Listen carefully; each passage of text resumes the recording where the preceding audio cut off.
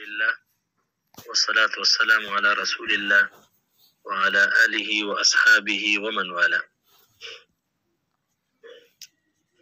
بل ورځ درس کې مونږه د دې کتاب کوم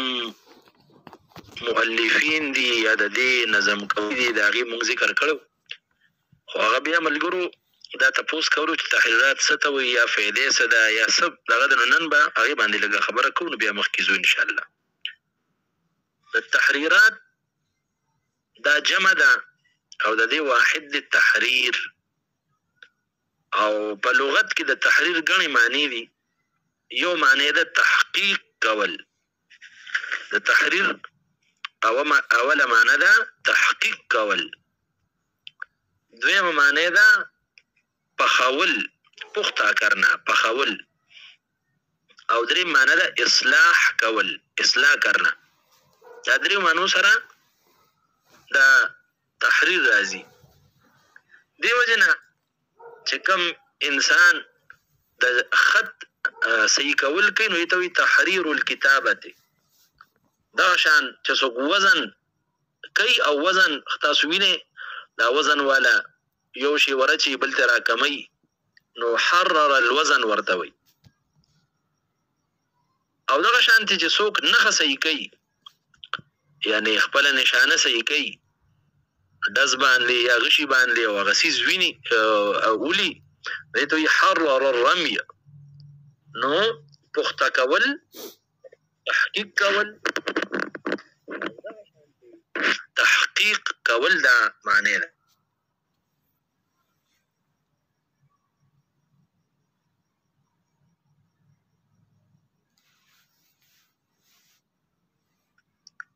اصطلاح کې دا تحریر معنا، د تحریر معنا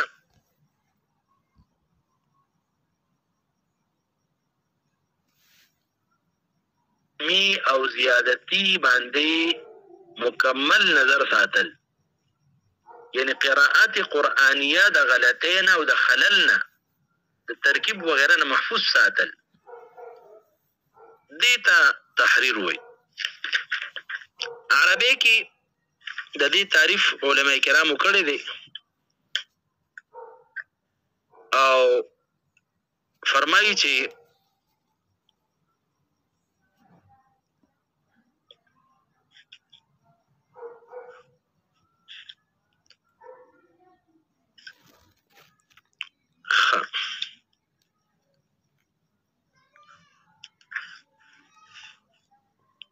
هغې تعریف کړی دی چې تمییز الاوجه الواجبه،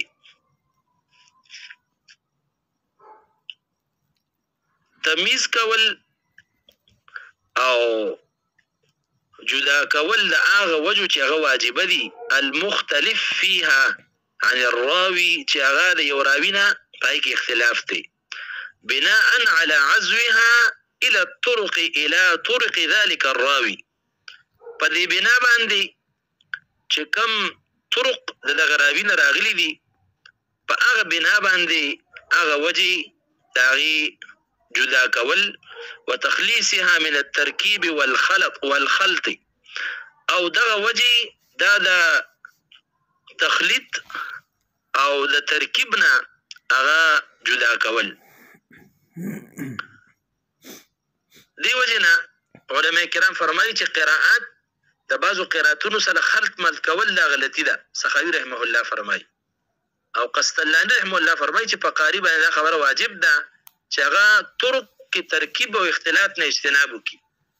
او جدا جدا دي کې هر یو وجه چې بعضې د بعضې سره یو ځای نشي. مثلا تاسو ګورئ په عشر صغرا کې چې تاسو کله مد بدل سره به یایي راله نو هغې کې به تاسو وجې جدا کولې، دا نه چې شپږ جوړ دي او شپږ مو ویلې، دغې ته ویلی شي تحریر. فایدې څه ده د تحریراتو؟ تحریراتو فایده دا ده چې انسان هغه په قراءت کې د ترکیب نه بچ شي، د تلفیق نه بچ شي، او دا ترکیب چې دی دا حرام دی په نسبت د علماو د قراو چې دوی به په قراءتو کې ترکیب نه کوي. دویمه فایده دا ده چې دا تحریرات چې دی دا په حقیقت کې د شاطبي، د دري او د طیبي تشریح او وضاحت دی. او د ټول نه غټه فائدې ده د دریمه چې دې کې د الله تعالی د کلام حفاظت کیږي چې یو حرام یا معیوب وجه دا د الله رب العزت په کتاب کې رانشي. نو دا هغه اهم فائدې دي. مشکلات پکې څه دي؟ تحریرات او بیا خصوصا د طیبة النشر تحریرات د انتهایی مشکل دي، ځکه چې د قراءات قرآنیو مثال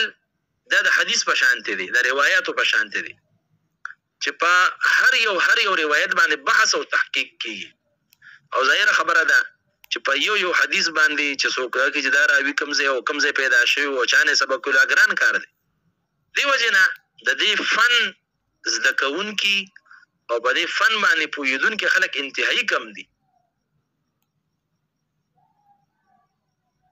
دویمه خبره دا ده چې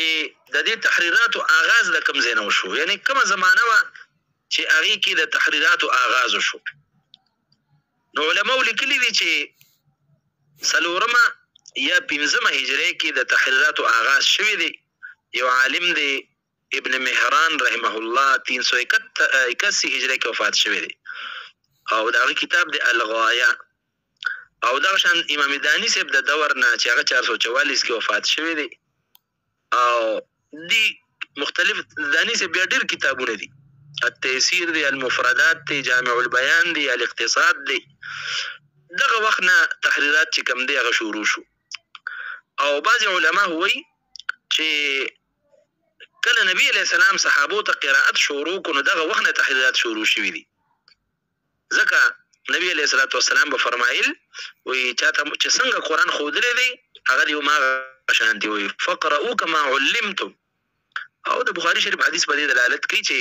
عمر رضی الله تعالی عنہ قرآن یو شانتي وي او هشام بن حکیم صاحب بل شانتي وي. دا تحریراتو چې یو ته یو شانتي ښودلی او بل ته بل شانتي او هر یو په هغه طریقه باندې وي. بله خبره دا ده دی کې دا خو آغاز شو، تعریف هم موږ سره وشو، فواید مو شو، مشکلات مو شو، آغاز مو شو. اوس یو سوال لیږلی و ابراهیم الشحاثه سمنودي صاحب شیخ زبار رحمه الله ته د طیبي د تحریراتو متعلق. نو شیخ زبار رحمه الله ورته وفرمایل چې د طیبي تحریراتو والا په 2 قسمه دي. یو ته د منصوري رحمه الله متبعین وي، دا منصوري صاحب په 1134 کې وفات شوی دی. او دویم یوسف افندي زاده د متبعین دي چې دا یوسف افندي زاده چې دی دا په 1167 کې وفات شوی دی. یو د منصوري صاحب اتباع والدي چې هغې کې مشهور میهي رحمه الله او جهوري طباخ ابیاري او امام متولی صاحب هم اول په دغه مذهب. د دوی طریقه دا ده چې د کتاب النشر په ظاهر باندې عمل کوي، بس کتاب النشر کې چې څه لیکلي دي په هغې باندې رواني. او دریم چې کوم یوسف افندي زاده صاحب والدي دې کې مشهور ازمیري دی، دغه شانتی سید هاشم دی او دغه شانتی سمرقندی دوی او دغه شان متولی صاحب آخري مذهب دغه دویم دا دی. دوی یو وجه د کتاب النشر او د هغې چې کوم کتابونه دي هغې سره ګوري او د جزئی خبرې هغه راوباسي. او دا ظاهره خبره دا ده چې دا د ډېر تکلیف سره او د ډېر کړاو سره دا کار دی کوي او کړی دی، ډېر زیات تفتیش کوي. شیخ زبار رحمه الله محررین په 2 قسمه تقسیم کو، منصوري صاحب والا او یوسف افندي زاده والا. لیکن دا ازمیری چې و دل اول سبق د یوسف افندي زاده صاحب نه ویلو، خو بیا مستقل د په دې خپل استاد باندې او دغه شی منصوري صاحب باندې هغه د بعض سیزونو تعاقب او تعاقب د وجنه مستقل مذهب د ازمیری صاحب جوړ شو. حتی چې امام متولی صاحب فرمایل چې موږ ازمیری یو. نو گویا چې د ازمیری دا تحریرات ځان ته مستقل یو مدرسه شوه. دې وجنه علما فرمایي چې په نن زمانه کې تحریرات والا هغه په 3 قسمه دي، یعنی دې ته مستقل مدرسه وي چې ته طیبة النشر وې نو په یو مدرسه به وې بس او دا درې مدرسې دي په دنیا کې. د دې نه علاوه که تا طیبه ته شوې نو ته په یو مدرسه هم نه. درې مدارس دي. نمبر 1 اهل شام والا، دوی چې تحریرات وایي نو دی د ازمیری رحمه الله کتاب دی بدائع البرهان، بدائع البرهان دا غي مطابق وایي تقریبا دغه مطابق دی قرات وایي. او نن زمانه کې په ترکی کې چې کوم خلک قرات وایي په دغه طریقه باندې روان دي. دویم قسم د اهل طنطا او اسکندریه والدي، دا خلک چې دي نو دا د شیخ منصور رحمه الله په مذهب باندې دي، او مصطفی میهی، ابراهیم عبیدی یا عبیدی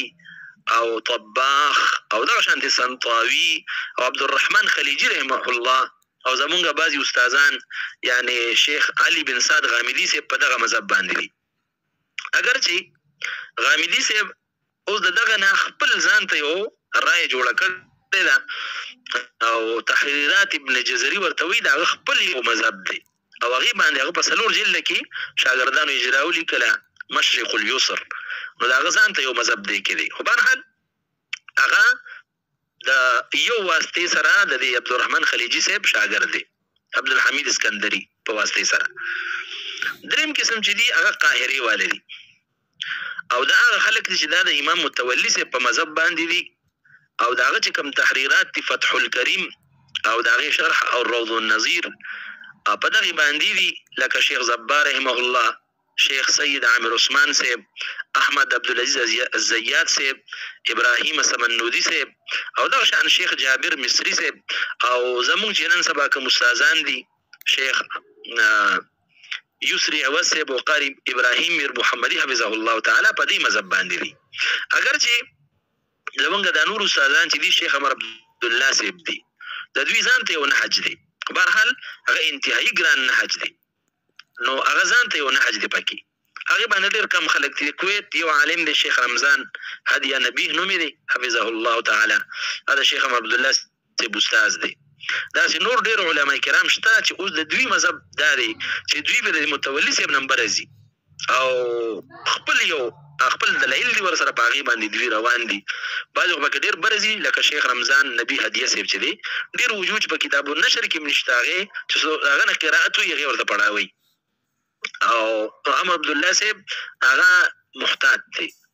او وی چې دا مسله دا سدا او کتاب دا ذکر کړی دا خو وی نه بچا باندې بس فریت الدهر کې سدي پاغي باندې انسان چلی. او زموږ چې کوم بل استاد دا شیخه سمیه حفظها الله تعالی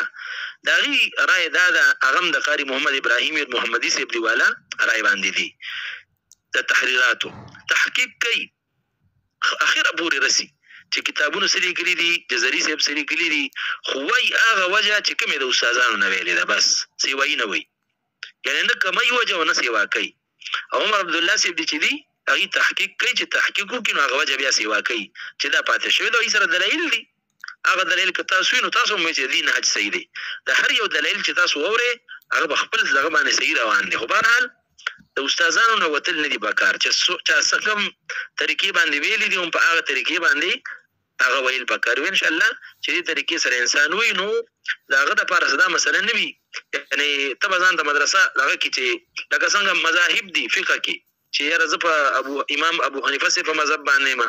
بلوزي امام شافعي سے په مذهب باندې مو هغه خپل طریقې سره بس خپل مونږ او داس کوي. امداد قرائت او مدرسې دي مذاهب دي دیو جنا دا چې کوم اخیری مذهب دي زمونږ د استاد شیخ عبد الفتاح مرسفی رحمه الله هغه په دې مذهب باندې امام متولی رحمه الله نو الله تعالی مدا سوال کوي چې الله رب العزت زموږ د پاره اسانه کی او الله تعالی موږ ته په صحیح معنی کې د دې علم هغه په هر نصیب کی او حقیقت دا دی چې تاسو فلحال دا خو هیڅ ګران نه دي چې اوس مونږ کم ځای کې روان یو ګران رستو زيونه دي خو الله دې موږ ته توفیق راکړي چې موږ ټول وایو او الله پاک موږ بیا پویم کې او بیا دې الله توفیق راکړي چې مخ کې بیا خلکو ته مخایو. نو مقدمه کې بس یو شعر وایو بسم الله الرحمن الرحيم لك الحمد يا مولاي صل وسلم على المصطفى والآل والصحب مرسلا. ناظم رحمه الله خپل کتاب هغه په حمد سره شروع او فرمایي چې اے الله ستاسو لپاره حمد دی اے خدای پاک او په نبی علیہ الصلوۃ والسلام باندې صلوات او سلام دی وی هغه په آل باندې او په صحابه باندې مرسلا داسې صلوات او سلامونه چې دا غیر حد شتنه به انتها صلوات او سلامونه وبعد د صلوات او سلام نرستو فذا تنقيح تحرير شيخنا وإذا تاسو کوم تحریرات وای دا زمونږ د استاد تحریرات دي چې محمد المتولي چې دا غنو محمد او متولي شهر في الملا چې الله رب العزت ورته په عالم کې شهرت ورکړو یعنی دا تنقیح دی تنقیح معنی تهذیب دی او داغي نور وضاحت دی او خیستوالی دی زمونږ د متولي صاحب د تحریراتو نو داغه د تحریراتو نوم فتح الکریم او دوی وتنوم کې هو تنقیح فتح الکریم امام متولي صاحب خپل نوم محمد بن احمد بن حسن بن سليمان المتولي ل 1313 هجری کې وفات شوی دی او په خلکو کې په متولي صاحب سره مشهور وو یعنی شهر فی الملا په متولي سره په خلکو کې مشهور وو فتحريره قد زاد بحثا ودقة وي د امام متولي صاحب تحریرات چي فتح الكريم کې قد زاد بحثا اغي کې دا غنور تحریراتو مقابله کې د منصوري صاحب او د ازمیری صاحب او د سید هاشم او د مصطفی میهی او د شیخ طباح د تحریراتو مقابله کې د متولي صاحب تحریراتو کې زیات بحث ودقه او دا شان د تدقیق او تحقیق پکې سیواو على كل تحرير باغټور تحریراتو لطيبه جلات کوم د طيبه النشر دي د طيبه النشر چې څونه تحریرات دي د متولي صاحب تحریرات پکې تحقیق او تدقیق کې زیات دي ومن روزه عنه فوائد زدتها بیا فرمایي چې مونږه په دې نظام کې دا چې مونږ به اوس وایو وې دې کې مونږ فتح الكريم کوم تحقیق او تدقیق کړی خدای چې کوم کتاب دی الروض النظیر ومن روزه عنه فوائد زدتها ودا روض النظیر نوم به کې فواید سیوا کړی دي فیا رب عمم نفعه خدای پاک دې کتاب نفع عام کی وتقبل او خدای پاک دا کتاب په خپل دربار کې قبول او منظور کی نو بل تاسو ما دا خبره کړم و چې علما کرامو په مختلفو طریقو سره د تحریرات او اشعار هغه جوړ او بیا تاسو ته د فتح الكريم اشعارم ویل او بیا می تاسو یو کتاب نوم غستو هغه وخت زما ذهن نوتی او د شیخ عامر عثمان کتاب دی فتح القدیر شرح التنقیح والتحریر او ډیر خبرې د پکې سیوا کړې دي بازي کمی کړې دي وایي کې 614 اشعار دي او بیا سمنودی سے هغه تحریرات لیکل الدر النظیم په نوم باندې